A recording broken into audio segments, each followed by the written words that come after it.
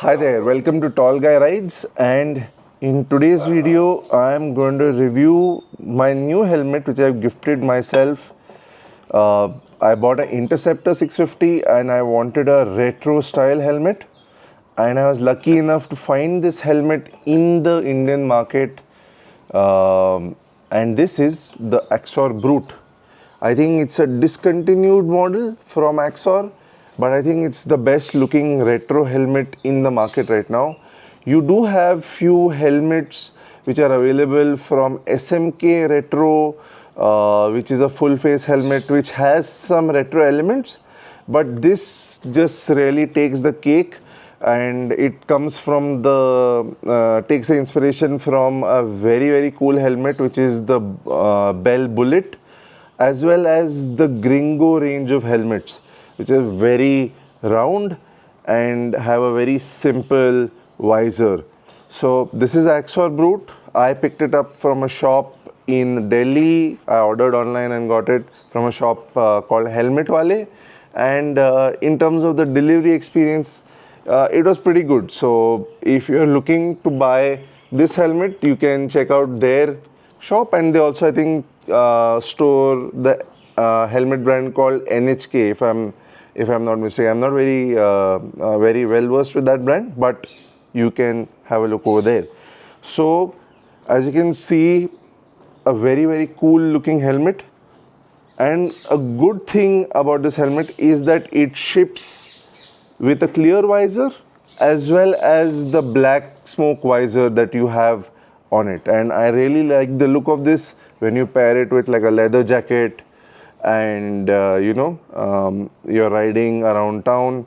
Looks really good. Probably I'll insert a 360-degree type clip to kind of showcase how it looks while I'm riding around on the Interceptor. Right, so now let's get into the nitty-gritties, the base features of the helmet. So the helmet comes in 4 sizes: S, M, L, XL, and I would say that you have to size up in this helmet. So I usually wear an L.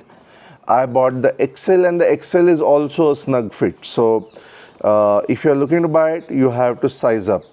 Second feature is that, as you can see, unlike the recent trend that's there, you get a plastic micrometric buckle, which makes it very easy to take it on and off, especially when you're wearing gloves. Then a common feature is that you're gonna get the removable cheek pads as well as the crown liner. In terms of venting, you have some vents on the brow, as you can see, and you also get a operatable vent on the thin chin bar, as you can see over here, and it has a switch on the inside which you can either turn on or turn off. There are just 2 positions. Sometimes you get 3 positions: on, medium, and then off, something like that, right? So you get that. And because of the design of the helmet, thin chin bar, no chin curtain, you get a lot of ventilation in this helmet, and that's one of the plus points of this helmet, especially when riding around in city traffic. You get a lot of ventilation. You don't feel like pushing the lid up. Now in terms of weight, the XL size comes in at about 1500 grams plus minus 50 grams, and the one that I have has a ECE 2006 sticker, which is fairly surprising, and it also has the DOT and the FM VSS 218 certification, as well as the ISI mark. So Indian cops shouldn't really have an issue with you wearing this helmet in city or for any other application, to be honest. Now let's talk about some of the pros and some of the cons. Pros: the helmet doesn't feel like the weight. So we talked about the weight being about 1550 grams. It doesn't feel like it. It feels much lighter than that weight category. That is one very good point.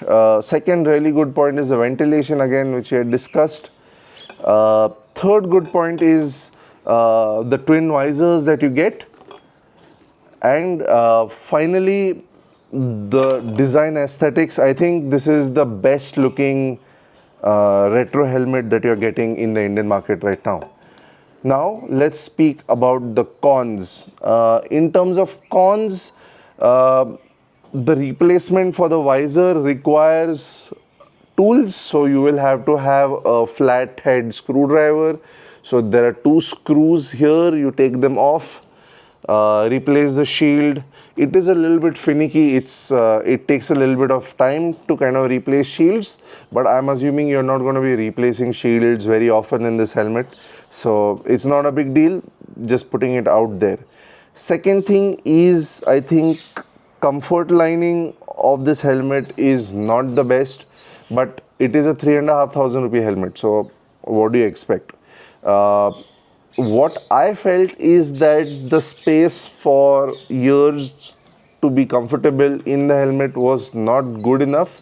I've kind of made a little bit of a mod by cutting out a small piece of plastic that is wedged between the comfort liner and the EPS, which kind of felt really hard and was pinching my ears, so I kind of cut it out. That plastic had no real use to the helmet in terms of the protective capabilities, and frankly speaking, I'm not using it to go on rides or something. I'm just using it in the city, going veggie shopping, going to the office, etc. So I'm not really expecting a big impact in that sense, but just putting it out there.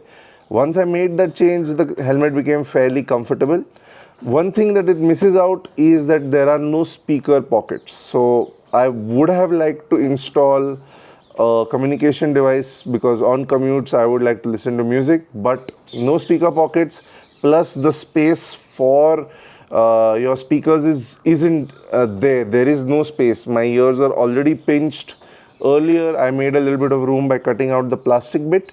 So you can't, in essence, put an intercom device. You can probably wear earphones to make do for that. So those are some negatives I feel in terms of this helmet.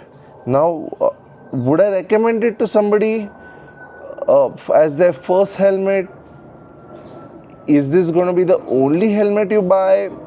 Perhaps there are better options in the market at the price point. Maybe not. In terms of comfort, I'm sure there are better options, because after 30-40 minutes of wearing it, I do feel my head not being comfortable, my ears not being comfortable, because the comfort lining is not the best. So I wouldn't be using it for longer rides, just in and around the city, less than 30-40 minutes. It's fine.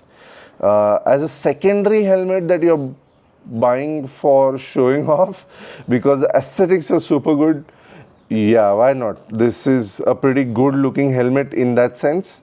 You can definitely go for it. I wish what Axor would do is give this helmet the bubble visor. So basically it's not this flat shield, but instead it has a curvature, something like what the Axor Jet already has. So it would be a fairly simple change where it has the curve, and that would make it look really fantastic. Imagine this gloss back, with a chrome or iridium visor. Oh, that would look fantastic. So yeah, I think overall for 3,500 as a secondary, tertiary helmet, this is really good. As a primary helmet, if you are not planning to do anything more than city rides, fair enough. But if you do plan to do weekend rides or short tours here and there, get something else, because it isn't comfortable on longer rides. Well, that's the review for the Axor Brute. I'm not sure how many units are available in the market, so if you like this, I would say pick it up from Helmet Wala. They have limited stocks. Pick it up while you can. It's a cool looking helmet, not very functional in the long run. I'm going to say that again. So if you like the aesthetic factors and you have some money to spare, pick it up. That said, if you have any questions, drop them in the comment section. And please, if you have liked the video or the content, or you would like to support an up and coming YouTuber who is reviewing things, stuff like that, on the side while working a corporate job, a like, share, subscribe, really makes a big difference. So if you do that, that would be great. Well, till next time, ride safe, stay safe.